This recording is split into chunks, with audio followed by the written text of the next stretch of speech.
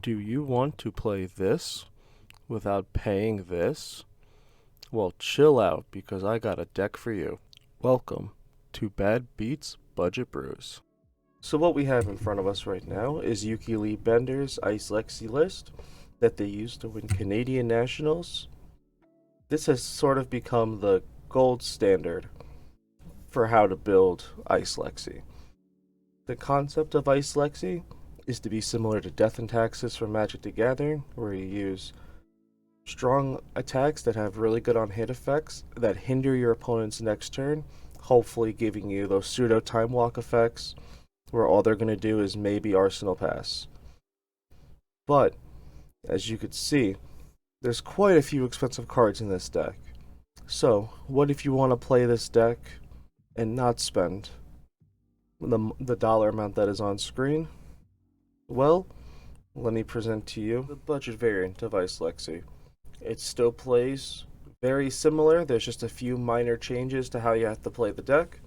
Immediate notices will be the really expensive equipment is now all commons and tokens.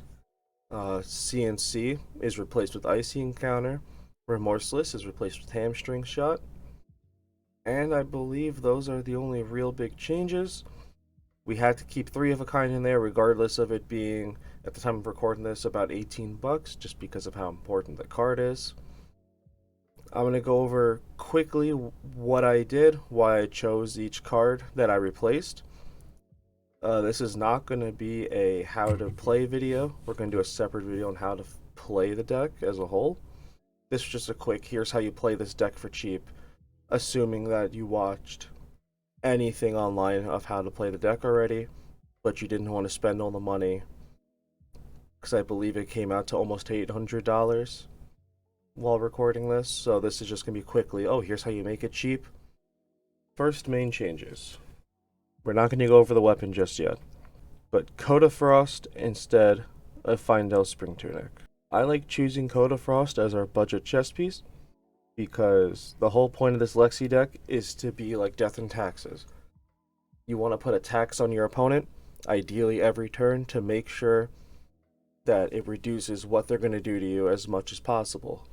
So in order to consistently do this, Coda Frost will give you a way to give them a free Frostbite on turns where maybe you're not quite applying as much pressure as you need to, or if you know they have a huge turn coming up and one Frostbite ain't going to cut it, you can give them a second one. Honing Hood instead of New Horizons. This changes quite a bit. The beauty of New Horizons is you get that second arsenal slot, so you don't have to worry so much about what you arsenal ahead of time, saying how you can only play arrows out of arsenal, so you don't want to get stuck with something that you can't quite play, because then you can't attack.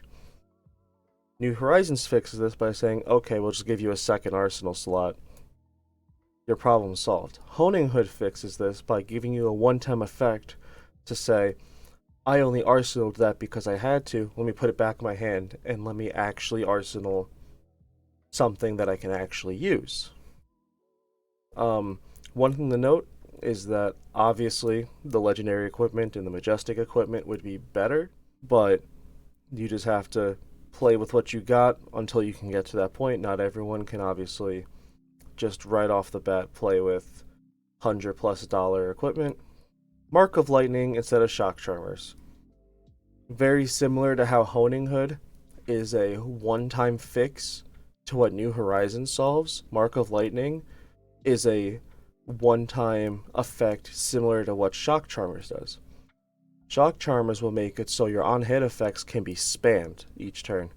Mark of Lightning will let you use your on-hit effect again one more time. So again, it's one use instead of consistent use, but that's okay.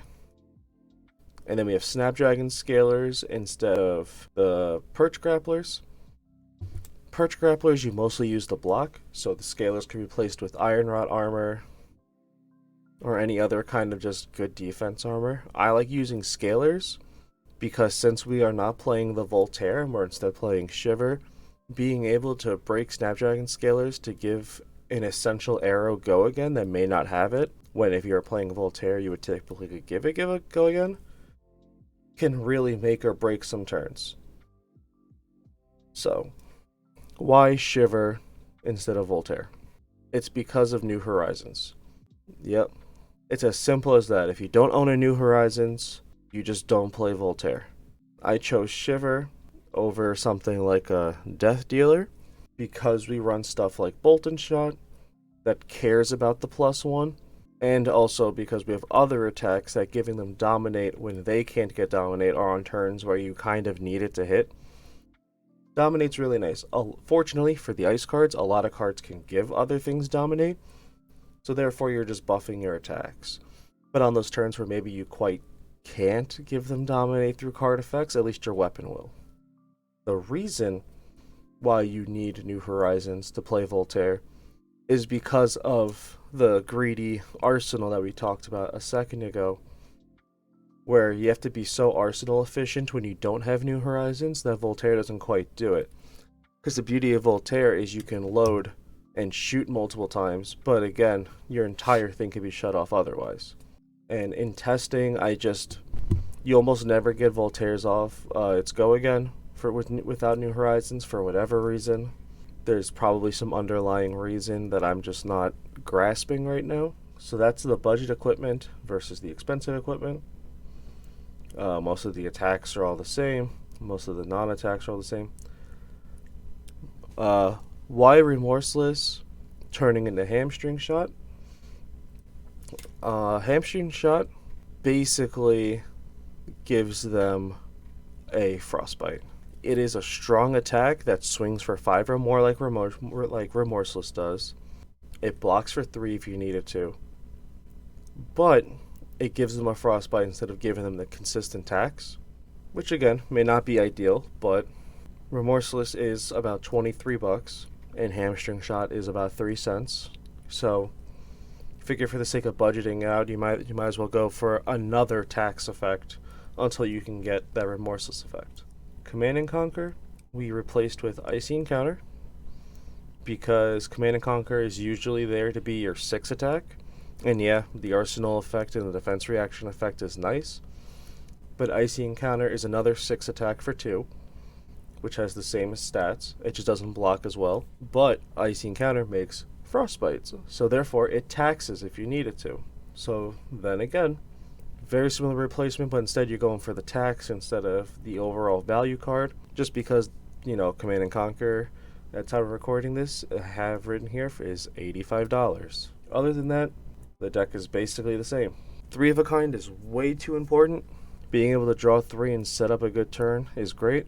3 of a kind, in theory, may not be very good if you don't have Voltaire, so you can't just shoot things with go again over and over. But due to all the taxing effects you have, the mindset of playing this card would be to get some of your non-attacks out that either buff your cards or give them really strong on-hit effects before slamming down a really big arrow and just going for it. So if there's anything that would change in this deck would be maybe finding a different card instead of 3 of a kind.